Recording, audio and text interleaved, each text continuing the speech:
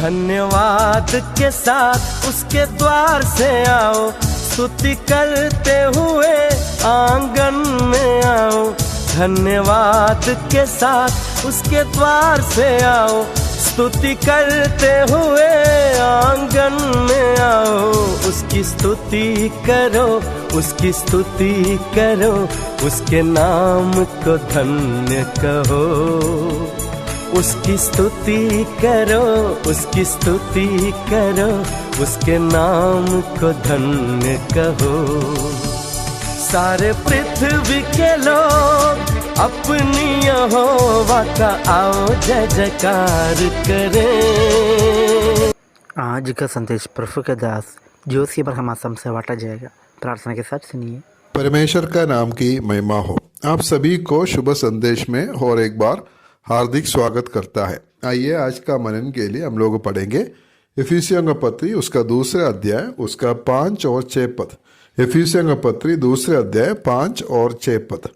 जब हम अपराधों के कारण मरे हुए थे तो हमें मसीह के साथ जिलाया, अनुग्रह ही से तुम्हारा उद्धार हुआ है, और मसीह यीशु में उसके साथ उठाया और स्वर्गीय स्थानों में उसके साथ बैठाया।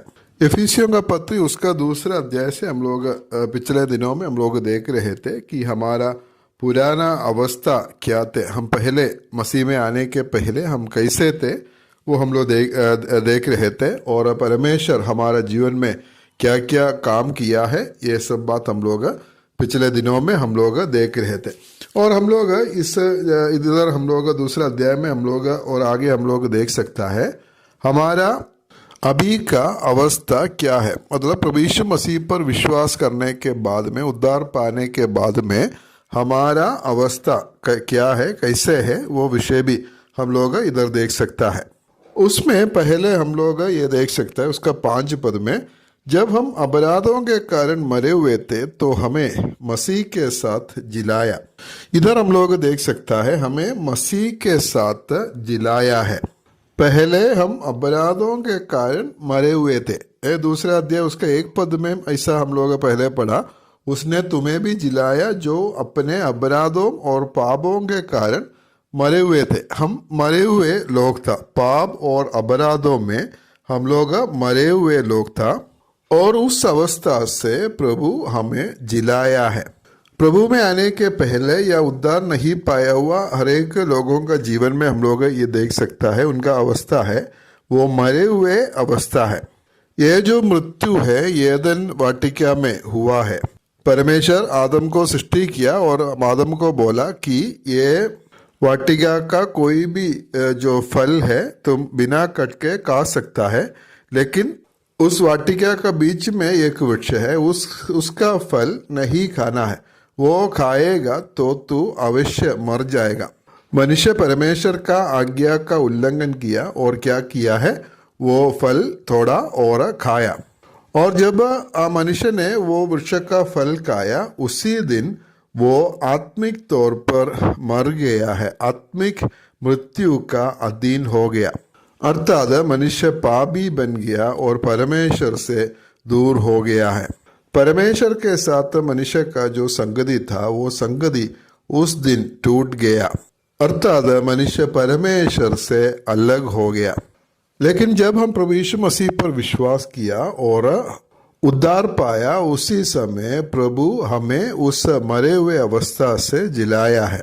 इसका मतलब है आज हमें जो परमेश्वर के साथ हमारा संगति है, परमेश्वर के साथ टूटा हुआ जो संगति है वो संगति हमें वापस मिला है और आज हमें जीवन मिला है।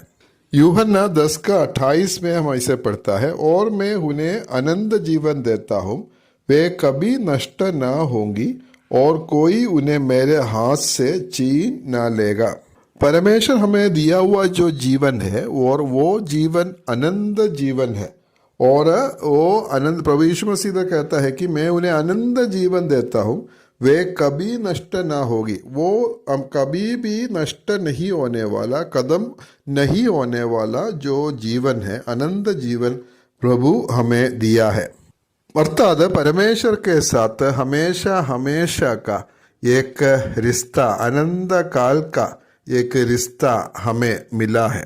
यूहन्ना 3:16 हम जानते हैं, परमेश्वर जगत से ऐसा प्रेम किया कि उसने अपने एकलौता पुत्र को दे दिया ताकि जो कोई इस पर विश्वास करे वो नष्ट न हो परंतु अनंत जीवन पाए। हमें अनंत जीवन जो दिया है, हमें अनंत जीवन देने के लिए प्रभु यीशु मसीह को हमारे लिए दिया है।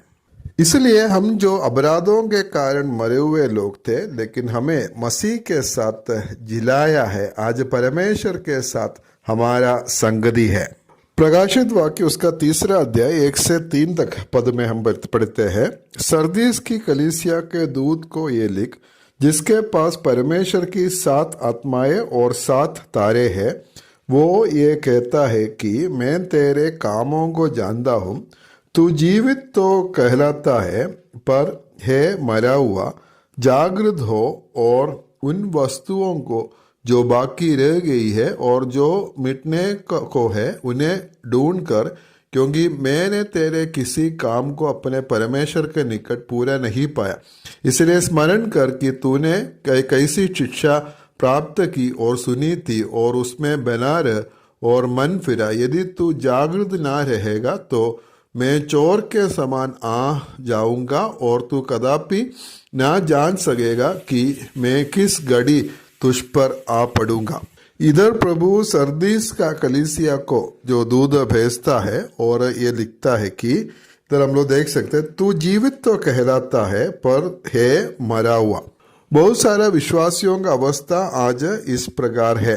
ये लोग स्वयं दावा करता है कि हम मसीही है, हम विश्वासी है, उद्धार पाए हुए लोग हैं। ये तो वो लोग बोलता है, लेकिन उनका जीवन देखने से मरा हुआ का बराबर है।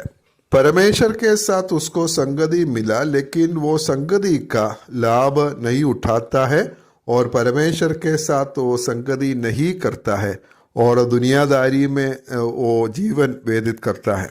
उनको प्रभु दिया हुआ जो जीवन है, नया जीवन है, अनंत जीवन है, उसका इस्तेमाल वो नहीं करता है और एक जयवंत मसीही जीवन नहीं जी रहा है।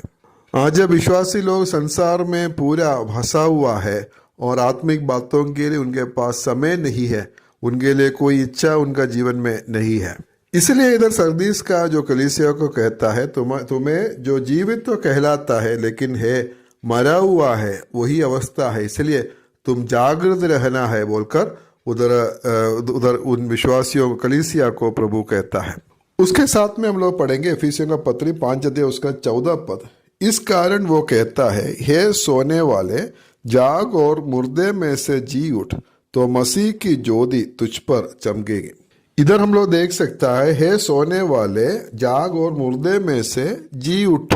ये विश्वासियों का आज का जो अवस्था है, उसका जीवन है। प्रभु उनको जिलाया है, लेकिन वो नहीं समझते हुए मुर्दों का बीच में, मरे हुए लोगों का बीच में वे लोग सोते हैं।